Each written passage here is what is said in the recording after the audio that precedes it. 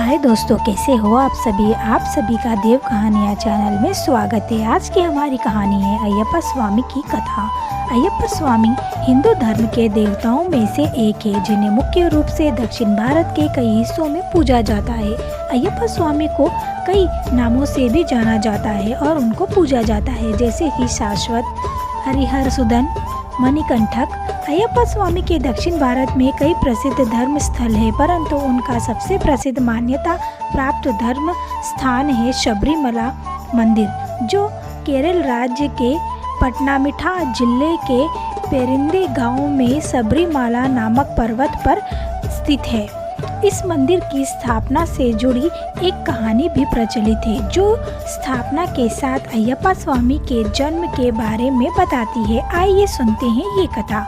पुरातन काल में महिषासुर नाम एक दानव हुआ करता था, जिसका वध देवी देवताओं की विनती पर माता दुर्गा ने किया था।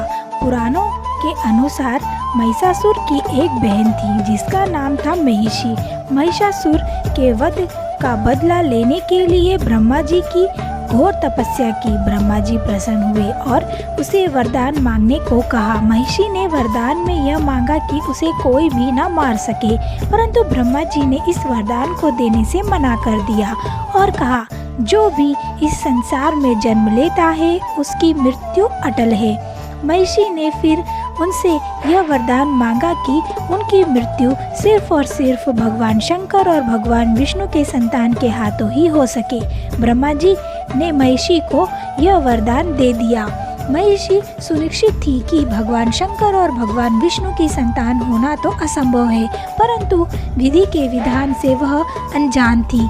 जहाँ एक तरफ महिषी का हाहाकार मचा रही थी, वहीं दूसरी ओर पंडाल के राजा राजशेखर संतान प्राप्ति के लिए भगवान शिव की तपस्या कर रहे थे। एक दिन जब राजा शिकार खत्म कर विश्राम कर रहे थे, तब उन्हें कहीं से एक छोटे बच्चे की रोने की आवाज़ सुनाई दी। उस आवाज़ को ढूंढते ढूंढते जब वह पंपा नदी के किनारे पहुंचे, तब उन्होंने देखा कि एक छोटा बालक कोई वहां छोड़कर चला गया है। राजा दुविधा में पड़ गए और सोचने लगे कि इस बालक का क्या करें। उतने में उनके सामने एक तपस्वी प्रकट हुए और उन्होंने राजा से कहा कि वो एक बालक को महल ले जाएं और उसे अपनी संतान की तरह पाल पोस कर बड़ा करें। उन्होंने राजा से यह भी कहा कि जब यह बालक 12 वर्ष का होगा, तब उन्हें इसकी असली पहचान होगी। राजा उस बालक को महल लेकर आए। राजा और रानी ने उस बालक का नाम मणिकंठक रखा। राजा और रानी ने मणिकंठ का पालन पोषण अपने बेटे की तरह किया और उसे योग्य शिक्षाएं दी। मणिकंठ के गुरु के अनुसार वह एक गुणी विद्यार्थी था, जिसमें एक असामान्य और अद्भुत शक्ति का संचालन था। राजा ने मणिकंठक को योग्य की उम्र का होने पर अपने राज्य का वारिस बनाने का निश्चय किया, परंतु राजा की इस बात से उनका दीवान नाखुश था। उसे लगा था कि राजा की कोई संतान नहीं है और इस सिंहासन का हक राजा के बाद उसको मिलेगा, परंतु अब मणिकंठक के आने से उसे उसका यह हक मिल ना सका। और उसी दौरान रानी ने एक बालक को जन्म दिया। दीवान ने इस मौके का फायदा उठाया और रानी के मन में यह बात डाल दी कि उनका अपना बेटा होते हुए भी राजा किसी जंगल से लाए हुए व्यक्ति को राजपाट कैसे सौंप सकते हैं। दुर्भाग्यवश रानी भी दीवान की बातों में आ गई। उन दोनों ने मिलकर एक योजना बनाई। रानी ने पेट दर्द और सिर दर्द का झूठा नाटक किया और दीवान ने वैद्य से कहकर राजा से यह कहने के लिए कहा कि रानी का यह दर्द शेरनी का दूध पीने से ही ठीक होगा। राजा ने अपने सैनिकों को इस कार्य को पूरा करने के लिए जंगल भेज दिया, परंतु इस कार्य को करना असंभव था। मणिकंठ ने राजा से कहा कि वो जंगल जाकर इस कार्य को पूरा करेगा, परंतु उसकी उम्र बहुत कम थी और इस काम में जोखिम भी अधिक था, इसीलिए राजा ने उसे जाने के लिए मना कर दिया। परंतु मणिकंठ ने जैसे तैसे राजा को मना लिया। मणिकंठ के साथ कुछ खान पान का सामान और 3 आँखों वाला नारियल भेजा जो भगवान शिव की प्रतिमा को दर्शाता था। मणिकंठ जिस कार्य को पूरा करने के लिए भूलोक पर आए थे वो समय आ गया था। जिसे जंगल में वो गए थे उसी जंगल में महिषी रहती थी। महिषी ने मणिकंठ पर हमला करने की कोशिश की परंतु वो नाकामयाब रही।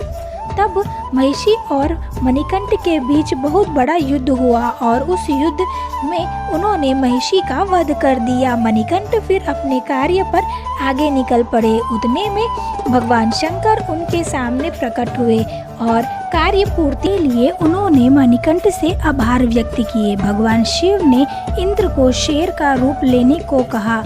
उन्हीं के साथ देवियों ने भी शेरनी का रूप धारण किया। जब उन सभी के साथ मणिकंठ महल पहुँचे तब उन्हें देख राजा के साथ साथ सभी चौंक गए। उसी क्षण राजा के सामने वही सन्यासी प्रकट हुए जो पंपा नदी के किनारे प्रकट हुए थे और उन्होंने राजा को मणिकंठ के असली रूप की पहचान कराई। मणिकंठ कोई साधारण बालक नहीं था बल्कि वो भगवान शंकर और विष्णु के अवतार मोहिनी के पुत्र थे। भगवान अयप्पा के पिता शिवजी और माता मोहिनी है। भगवान विष्णु का मोहिनी रूप देखकर भगवान शिव का वीरपात हो गया था। उनके वीरे को पारदक कहा गया और उनके वीर से ही बाद में शाश्वत नामक पुत्र का जन्म हुआ जिन्हें दक्षिण भारत में अयप्पा कहा गया है, जिनका जन्म महिषी का वध करने और देवता और देवियों को संकट से मुक्त कराने के लिए हुआ था। उस दिन मणिकंठक 12 वर्ष के हो गए थे। राजा ने मणिकंठक के पैरों पर गिरकर उनसे माफ़ी मांगी और शेर और शेरनियों को वापस भेजने के लिए कहा क्योंकि रानी का दर्द अब ठीक हो चुका था। मणिकंठक ने उनसे कहा कि वो स्वर्ग लौट जाएंगे क्योंकि उनका पृथ्वीलोक पर दिया हुआ कार्य पूरा हो चुका था। राजा ने मणिकंठ से प्रार्थना की कि वो मणिकंठ के समर्पण के लिए मंदिर का निर्माण कराना चाहते हैं और उन्होंने कोई स्थान का सुझाव देने के लिए कहा। मणिकंठ ने एक बाण मारा और वह बाण शबरी में जाकर गिरा जहां रामायण काल में प्रभु श्री राम और लक्ष्मण जी ने शबरी के झूठे बेर खाए थे। इसी पवित्र स्थान पर राजा ने अयप्पा स्वामी का मंदिर बनाया जिसे नवंबर से लेकर जनवरी तक भक्तों के लिए खोला जाता है। भक्त यहाँ लाखों की संख्या में भेंट देने आते हैं और उनके दर्शन कर पावन हो जाते हैं। कहा जाता है कि मंदिर निर्माण के बाद भगवान परशुराम ने अयप्पा स्वामी की मूर्ति को मंदिर में स्थापित किया। इस मंदिर के पास मकर संक्रांति की रात घने अंधेरे में यहाँ एक ज्योति दिखाई देती है। इस ज्योति के दर्शन के लिए दुनिया भर से करोड़ों श्रद्धालु हर साल आते हैं। शबरीमाला मंदिर का हिंदू धर्म तीर्थों में बहुत महत्व है। यहाँ सदियों से मंदिर में 10 साल की बच्ची से लेकर 50 साल की महिलाओं का प्रवेश वर्जित है। यह मंदिर 18 पर्वतमालाओं के बीच बना हुआ है। शबरीमाला मंदिर सुप्रीम कोर्ट से फैसले आने से पहले तक केवल पुरुषों के लिए ही खुला था। साथ ही केवल 10 वर्ष से कम और 50 वर्ष से अधिक आयु की महिलाएं इस मंदिर में जा सकती हैं। इस मंदिर में जाने से पहले 41 दिन का व्रत करना और ब्रह्मचर्य का पालन करना होता है। इसके साथ ही रुद्राक्ष की माला पहननी होती है। आज की हमारी वीडियो में बस इतना ही। आप सभी का अंत में बने रहने के लिए बहुत ही धन्यवाद। अगर आपको हमारी यह कहानी पसंद आई हो तो प्लीज़ इसे लाइक, शेयर और सब्सक्राइब करें। बेल आइकन प्रेस करना बिल्कुल मत भूलें।